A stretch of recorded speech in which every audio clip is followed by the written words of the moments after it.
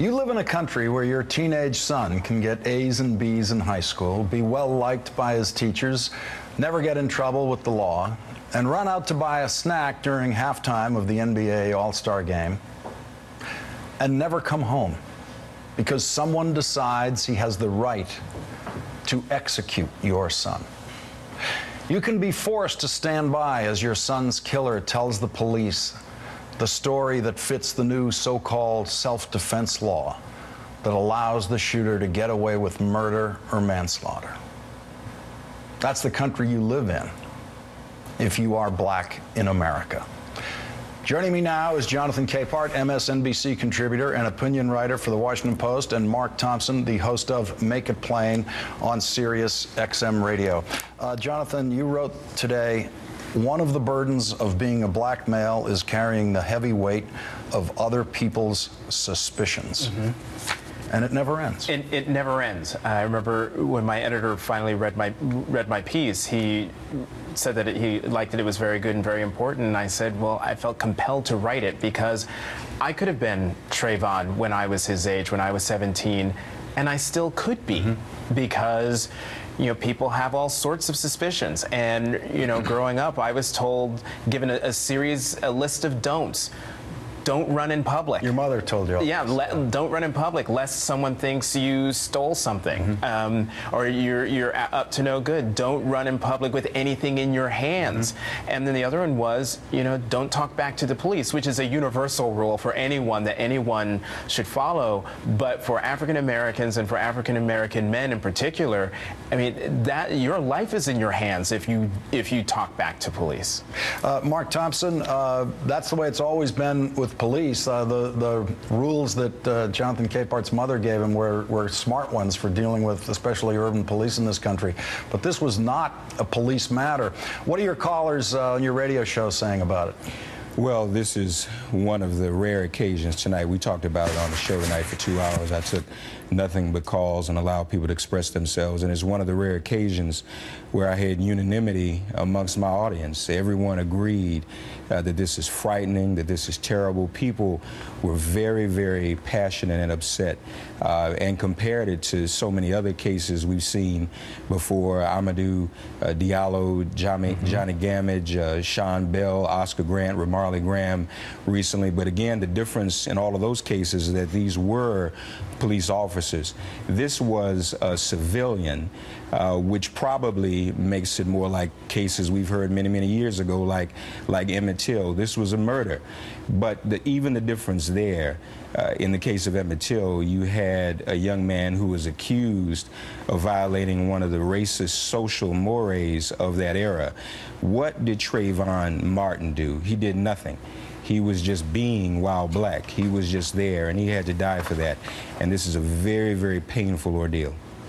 Well, we just heard in the previous segment on the audio tape of the 911 call, the one thing that Zimmerman knew about him. He looks black. That's all he needed. He looks black.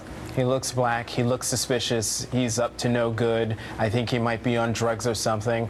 I mean, you hear all those things. Or he might not. Or the only thing I know for sure is he's black. I don't know anything else for sure. Right. And listen, and that's what troubled me so much about that 911 call, Zimmerman's 911 call. I kept thinking, but that could have been me. I'm just walking down the street with a bag of Skittles and a nice tea, and suddenly I'm suspicious, up to no good, must be on drugs or something. And Mark, this is a kid who's on his way back to his father's home in a gated community. So one of the lessons here is, yeah, it could have been Jonathan Capehart, and you just don't have any idea where this might or might not happen.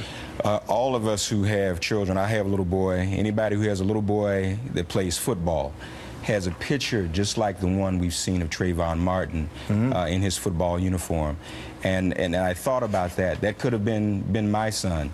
And so not only are we dealing with the suspicion, but we're dealing with the reality that is there anything we can do to protect our own children to make sure this doesn't happen to one of them? And I think we have to resolve ourselves to do all we can to do just that. Let's listen to Trayvon's mother this morning with Matt Lauer on the Today Show. What do you think he was reacting to? He was reacting to the color of his skin. He committed no crime. My son wasn't doing anything but walking on the sidewalk. Mark, he was reacting to the color of his skin. I think your last segment was excellent, Lawrence. I think that really made the case for this being a hate crime. I hope that meeting in Washington tomorrow is successful. This certainly is a hate crime. He said he was black, and he was suspicious simply because he thought he was black. And as far as this stand your ground law in Florida, we might need to question whether or not that's even constitutional. I mean, I know we have a Second Amendment, but I don't know that anyone has a right just to kill someone based upon their own judgment. Let's hear from Trayvon's father, what he had to say about this. To call Mr. Zimmerman the victim is a slap in the face to me and my family. It's a slap in the face to our community. My son was being attacked. He wasn't the aggressor in this instance, and the Sanford Police Department is trying to make George Zimmerman out to be the victim. And the victim is clear, Trayvon Martin, who's dead in the grave. Jonathan, he's making a reference to some of the things the police chief has said after the fact about this, saying, well, what was Trayvon doing? You know, this is the kind of thing that you're faced with after these incidents. You know, in the black community, you don't really have these questions. You can you have a feel for who was up to something that might get them in trouble and who wasn't. Mm-hmm. Right.